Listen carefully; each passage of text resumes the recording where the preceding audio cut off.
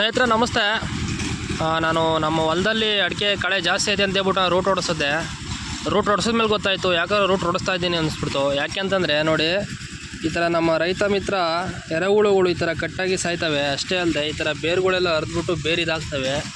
ಅಷ್ಟೇ ಅಲ್ಲದೆ ಈ ಹೊಡೆಯೋ ಡ್ರೈವರ್ಗಳು ಕೆಲವರು ಎಕ್ಸ್ಪೀರಿಯೆನ್ಸ್ ಇಲ್ಲ ಅಂತಂದರೆ ಏನಾಗುತ್ತೆ ಅಂತಂದರೆ, ನೋಡಿ ನಮ್ಮದೊಂದು ಅಡಿಕೆ ಗಿಡ ಒಂದು ಈ ಥರ ಇದು ಮಾಡಿದ್ದಾರೆ ಅಂತ, ಇನ್ನೊಂದು 6-7 ತಿಂಗಳು ಇಲ್ಲ 1 ವರ್ಷ ಆಗಿದ್ದರೆ ಅದು ಗೊನೆ ಬಿಡೋದು.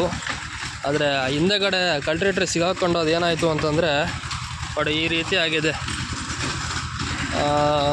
ಹುಲ್ಲಿದ್ರೆ ನೀವು ಬ್ರಷ್ ಕಟ್ರಲ್ಲಿ ಕಟ್ ಮಾಡಿಬಿಡಿ, ಇಲ್ಲ ಯಾರಾದರೂ ಕೂಲರ್ ಇಟ್ಬಿಟ್ಟು ಇದನ್ನು ತೆಗೆಸಿ. ಯಾವುದೇ ಕಾರಣಕ್ಕೂ ಈ ಥರ ರೂಟ್ರೆಲ್ಲ ಹೊಡ್ಸೋಕ್ಕೆ ಹೋಗ್ಬೇಡಿ, ಗಿಡಗಳು ಹಾಳಾಗ್ತವೆ, ಅಡಿಕೆ ತೋಟನೂ ಹಾಳಾಗುತ್ತೆ. ನೋಡಿ ಈ ಥರ ಎರೆಹುಳುಗಳೆಲ್ಲ ಸಾಯ್ತವೆ.